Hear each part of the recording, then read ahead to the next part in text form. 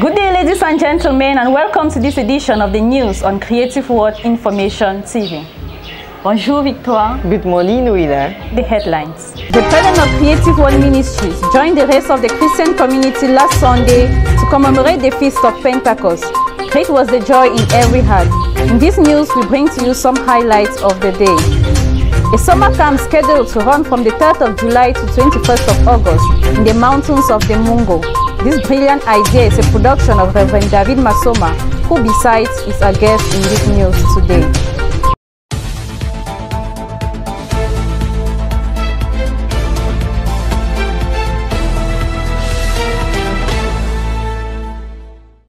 Christians gathered this past week on Wednesday, Friday, and Sunday to listen to the voice of God that brings the rapturing faith. Celestine Chenui tells us more. Christians of Yahshua HaMashiach Tabernacle, Love Divine Sanctuary, and Shalom Tabernacle, a day adopted worldwide, fed their souls last week with the Word of God by listening to His voice in the sermon of the prophet William Marion Branham, The Unveiling of God. The prophet in this message paints the picture of Elohim, the self-existing one, who through the ages veiled Himself. He says in paragraph 33, God has always in every age hid behind a veil, but He's been God all the time. God has veiled Himself behind the temple veil in His prophets in human flesh through Jesus Christ, and only reveal Himself to His predestinated ones. Paragraph 227 tells us the gospel opens the eyes of some, reveals the truth to some, while it blinds others. After listening on Wednesday and Friday, Christians continued last Sunday, but after being given another taste by the special guest of the day on a special day, Pentecost. This special guest in the person of our dad, Bowyer Samuel, pastor of the Assemblies, was making his comeback after a divine rest prescription. Oh, Abraham and Sarah. He began by giving thanks to God for restoring his vigor and strength as he read Psalms 124 and sang praises to God. Diminishing himself, he raised high the message bearer of our age, William Marion Branham. He read Ezekiel 9, 1-7 to introduce the voice that contains the seal of God unto his own. He said, the realities we are living today, such as the bacterial war, God foreknew it and did not only provide a seal to protect his own, as read in the above passage, but foretold it in the mouth of his prophet, William Marion Branham. He then encouraged Christians to abide strong and faithful in the word by listening to the voice in the tapes, and it will continue to transform their lives. The tape was then played from paragraph 298 to 327, and the servant of God came back and blessed all the Christians as they separated joyfully as they regained their homes. Offerings form an integral part of all church services across the world, but are they a human or a divine institution? Benino Zugia carried out an investigation and compiled this report. Paying one's offering is just as much as commandment of the Word of God as baptism and Holy Communion. God Himself commanded not to present before Him empty-handed. An offering is a gift which is sometimes sacrificial that one makes to God out of gratitude, out of recognition of His benefit in their life. The offering are therefore a trigger of blessing according to what God prescribes as a challenge in Malachi 3 verse 10. Bring to the house of treasure all the tithes, that there may be food in my house. So test me, said the Lord of hosts. And you will see, if I do not open for you the locks of heaven, if I do not pour out of the blessing upon you in abundance. The offering are thus a purely divine institution, which ensures a material well-being on earth and a means of making ourselves an imperishable treasure for eternal life. The Piquet market in Douala this weekend received the good news of Christ as brethren from Bethlehem Tabernacle descended to gather more souls for the kingdom. Let's listen to this report from Hadassah Chwangep. It was precisely at 11 a.m. on Monday, 17 May 2021 that the brethren of the Bethlehem Tabernacle PK10 firstly met in church for a prayer that lasted for 30 minutes with Pastor Mbechu Fleury. At 11:30, all the evangelization team went to the PK10 market after a prayer conducted by Pastor Mbechu Fleury as a starter for the day. He led some songs on worship and praises, he preached and made a prayer for the sick and a call at the altar. After this, a final prayer was done to close the day. May the name of the Lord be blessed. The team of Creative World Information TV has embarked on a sensitization tour to raise awareness on the different micro-programs that it offers, as well as a call for funds and human resources. The kickoff was given last Sunday at Love Divine Sanctuary in Douala. Rich Chwangep tells us more. The journalism workshop has indeed experienced a real growth in terms of its activities being carried out. In fact, it records several newly created programs to captivate the viewer's attention.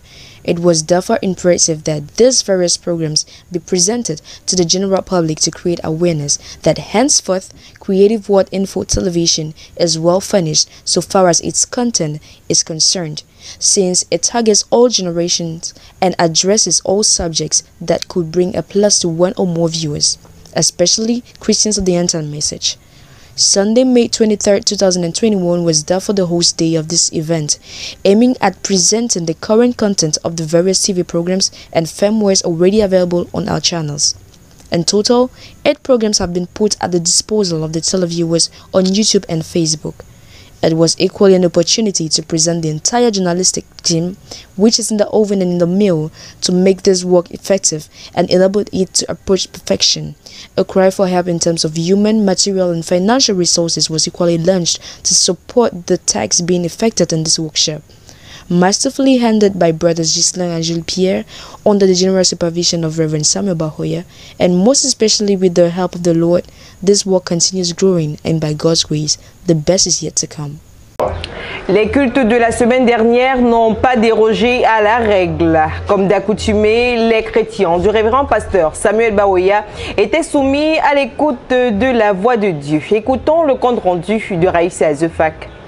Dieu dévoilé, comme son nom l'indique, c'est le dévoilement même de la personne de Dieu. C'est donc ce message du prophète William Marion Branham qui nous a nourris et bercés le mercredi et le vendredi. Alors que l'un des paragraphes les plus frappants parmi tant d'autres, c'est le 184. Pour ce temps du soir, Dieu est voilé dans un corps de chair, le 7e ange messager. Et c'est la raison pour laquelle, pour l'élu de Dieu, le prédestiné, écouter la voix du 7e ange messager, c'est-à-dire les bandes, c'est écouter directement la voix de Dieu. Pour clôturer cette semaine très spéciale, fut le culte de ce dimanche 24 mai, car c'était le jour de la Pentecôte, commémoration de la naissance de l'Église du Nouveau Testament, mais aussi parce que les fidèles du Yahshua Mashiach Tabernacle, du Love Divine Sanctuary, du Shalom Tabernacle et d'Edea et l'auditoire invisible, c'est-à-dire la diaspora, célébraient également le retour de notre pasteur et papa, le révérend Samuel Bahoya. Après un long séjour en repos, il affichait un état physique absolument satisfaisant.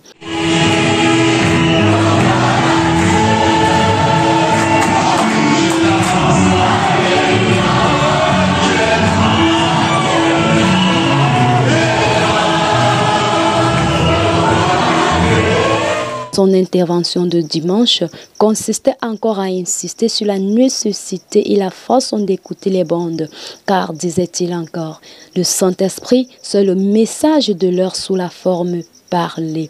Il s'agit d'écouter les bandes avec un cœur ouvert afin d'aller de remplissage en remplissage. Et c'est dans une grande atmosphère de bénédiction que nous allons clôturer la semaine.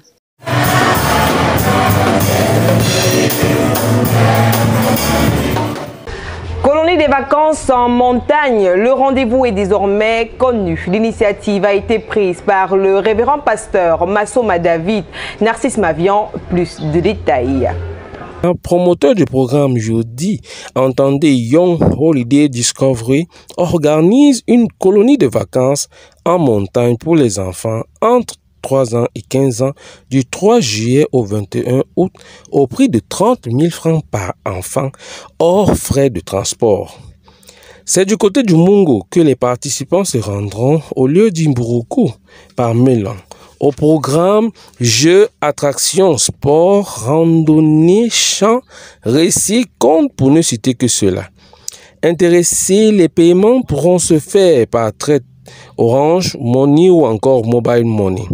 Pour tout renseignement, juste cliquez sur le site www.mukapark.com ou appelez le 677 536 403, le 679 739 770, le 674 500 752 et le 699 881 696. Bien que connue des réseaux sociaux, Parole Créatrice Info TV a décidé de marquer un temps d'arrêt pour une présentation de ses émissions. La caravane de promotion a démarré dimanche dernier au Love Divine Sanctuary. Une redécouverte pour certains, une nouveauté pour d'autres. Retour sur le tout premier kick-off dans ce reportage de Trésor Yonga. Ce dimanche 23 mai, jour de la Pentecôte, fut aussi une occasion unique pour l'équipe de la TV Web Parole Créatrice de promouvoir les activités. Introduit par le pasteur Isokoum, le frère Ghislain Ngongé et une jeune équipe s'est présenté devant l'auditoire pour une brève prestation. Sur cette lancée, projection de séquences à l'appui, l'orateur promenait l'assistance à travers différentes émissions jusque-là produites, notamment le journal BDM PCI, Découverte, Actu des Églises, À vous le micro, le MAG PCI, Témoignages, La parole nous éclaire, ainsi que l'annonce de la sortie de 2 nouvelles émissions. Après un remerciement fait aux multiples talents que Dieu plaça dans l'équipe, le frère Ghislain Ngongé lance un appel aux ressources humaines et financières pour mener à terme cette œuvre journalistique. Un remerciement à notre réel Père, le révérend Baouya Samuel, pour la vision que Dieu suscita dans son cœur, fut le mot de clôture de cette prestation. Vous êtes sur Parole Créatrice Info, vous suivez le journal. Prenons à présent la page santé. Et pour cette édition, nous parlons des maladies cardiovasculaires. Les détails, c'est avec vous, Josiane Dilo. Maladie cardiovasculaire est une pathologie qui touche le cœur et les vaisseaux sanguins. Il s'agit de la première cause de mortalité au monde. Les maladies cardiovasculaires sont favorisées par le tabagisme, l'obésité, une mauvaise alimentation, l'excès d'alcool, le manque d'activité physique, l'hypertension artérielle, le diabète. Les maladies cardiovasculaires sont les cardiopathies coronariennes qui touchent les vaisseaux coronariens, alimentant le muscle cardiaque, les maladies cérébrovasculaires touchant les vaisseaux qui alimentent le cerveau, les artériopathies périphériques affectant les artères des bras et des jambes, des cardiopathies rhumatimales dues au rhumatisme articulaire aigu causé par un streptocoque, les malformations cardiaques de naissance, les thromboses veineuses pour ne citer que cela. Leur diagnostic, le plus souvent réalisé par un cardiologue, passe par de différents examens médicaux comme l'électrocardiogramme, l'IRM, l'échographie. Il est possible de réduire le risque de maladies cardiovasculaires en modifiant ses habitudes de vie, notamment en arrêtant de fumer, en adoptant une alimentation équilibrée, en ayant une activité physique régulière, en réduisant le surpoids. Si vous pensez souffrir d'une maladie cardiovasculaire, consultez votre médecin le plus rapidement possible. Derrière le rideau, ils sont habituellement. Derrière leurs machines et appareils, ils sont scottiers pour parfaire ce qui sera servi au grand public. Quel est le véritable rôle des techniciens dans nos assemblées? Ghislain Ngongé a mené sa petite enquête. Je vous propose d'écouter son reportage. Le caractère discrétionnaire de l'exigence de leur travail voudrait qu'ils soient moins vus.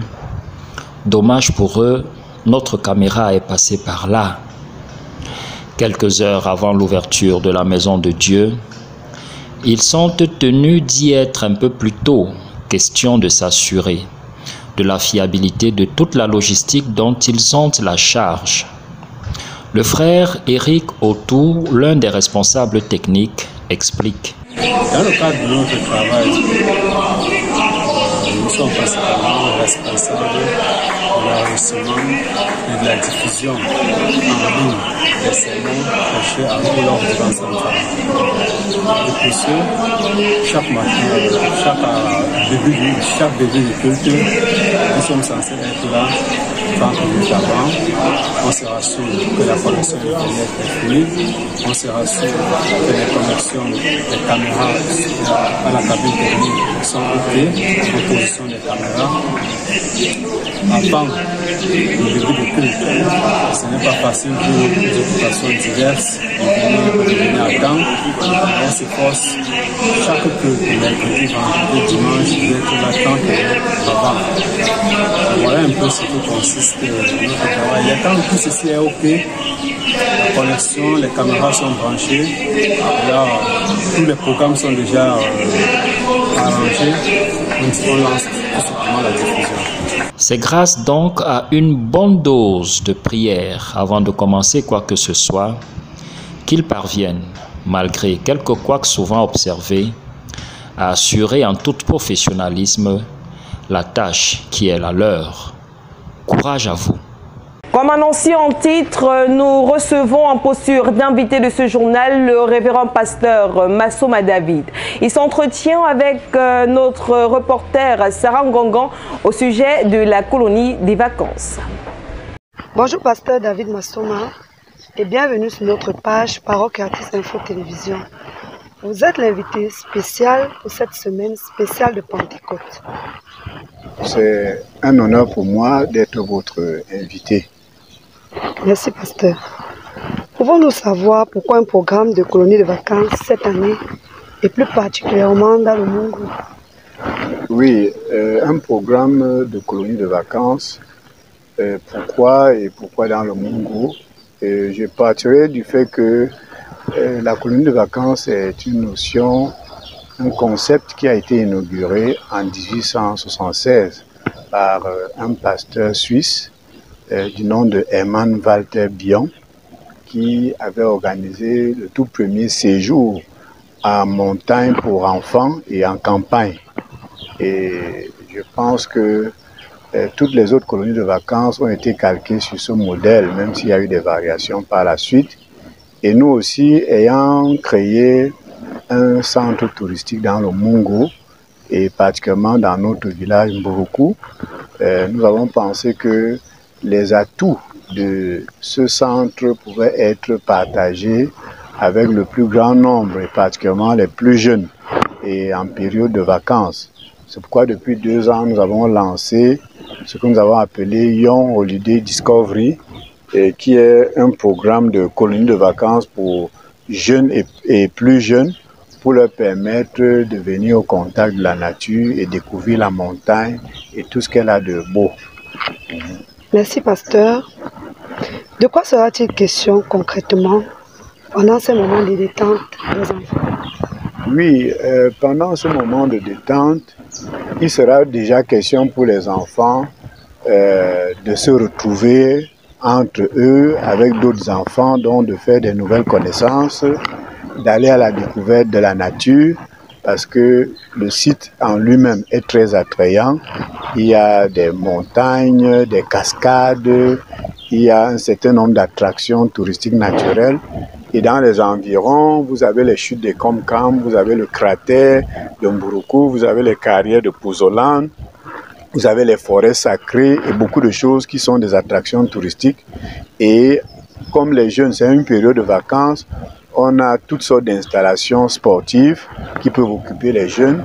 Et on aura des activités culturelles, des activités ludiques. On aura même des activités pratiques, agriculture, élevage, pisciculture. Les jeunes vont apprendre à faire toutes ces choses-là et à être ensemble pour organiser ces activités. On aura aussi des contes, de la musique religieuse et ainsi de suite. Des choses qui peuvent distraire la jeunesse utilement et positivement. Très pertinent, pasteur. Mais en juin, ce sont les fortes pluies. Ajoutez à cela le contexte sanitaire qu'on connaît. Est-ce que des dispositions sont prises dans ce sens? Si oui, comment? Très bien. S'agissant déjà du climat, On sait que c'est la période des vacances, c'est la période des pluies, mais on n'y pouvait rien déjà parce que le dernier examen scolaire, qui est le CEP, se termine le 30 juin. Donc c'est pour ça que nous étions contraints de commencer le 3 juillet, donc début juillet, pour que certains enfants ne soient pas pénalisés. Donc, et dans la zone, la plus forte pluviométrie est enregistrée à partir de mi-août. C'est pour ça que nous avons concentré l'essentiel du programme au mois de juillet et les 2 premières semaines d'août pour qu'on ait le moins de pluie possible. Mais qu'à cela ne tienne, on a également pris les dispositions pour que, parce que la boue pouvait gêner, on a fait que tout le site est pavé et tous les espaces de jeu sont engazonnés. Donc ça permet que les enfants n'auront pas à avoir de problème avec la boue, dont le centre est assez bien loti pour que les enfants soient à l'aise. Et s'agissant du contexte sanitaire, heureusement, nous pouvons dire que à cette période-là, si on observe les tendances telles que c'est maintenant, c'est que les statistiques, les chiffres sont largement en baisse et la baisse continue. Et si les choses vont comme l'année dernière, ce sera une période où le virus sera pratiquement inopérant. Donc, et qu'à cela ne tienne, nous avons quand même pensé prendre des mesures parce qu'on ne sait jamais. Et ces mesures consistent en quoi? Nous allons exiger des parents qu'ils fassent un test Covid aux enfants 72 heures avant leur arrivée. Et sur place également, nous entendons faire les contrôles de température. Et quand il y a des cas suspects, nous serons en partenariat avec les centres hospitaliers locaux pour qu'on réfère ces cas dans les centres pour confirmer, pour faire des tests de confirmation. Et au cas où il s'avère des cas, on va gérer ça avec les parents et les centres agréés.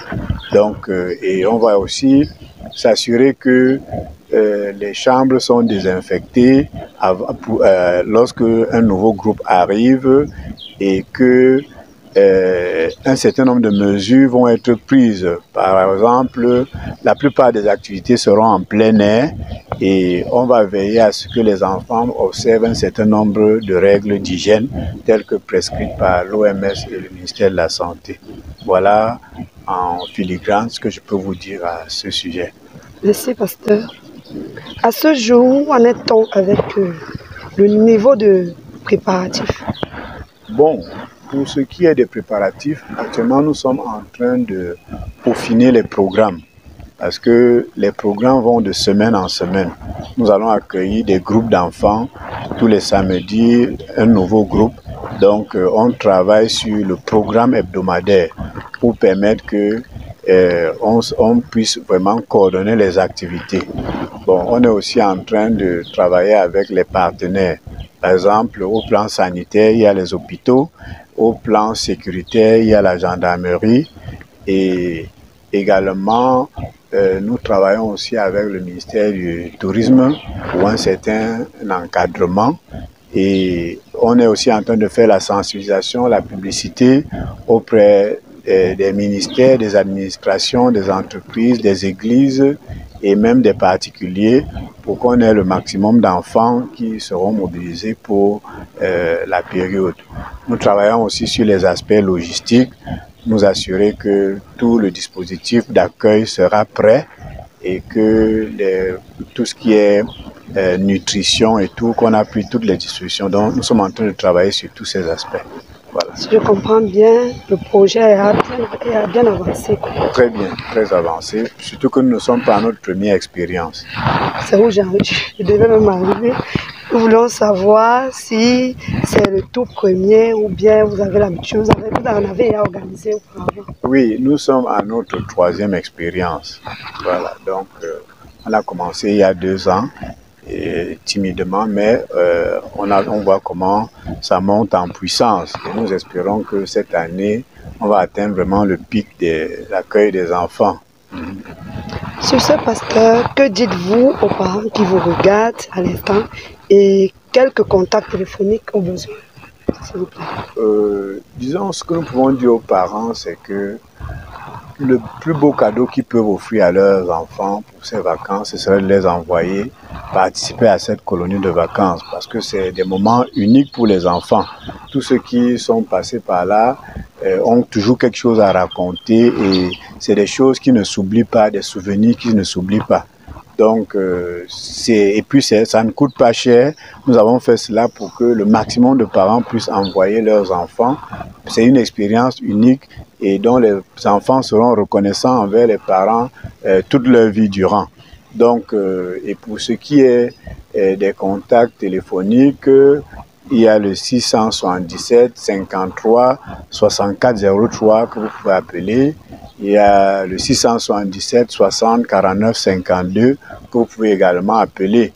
Et il y a d'autres numéros téléphoniques sur le prospectus qui est partagé. Donc, vous prenez contact pour des renseignements spécifiques, on va vous les apporter. Voilà. Merci beaucoup, pasteur, d'avoir répondu à notre invitation.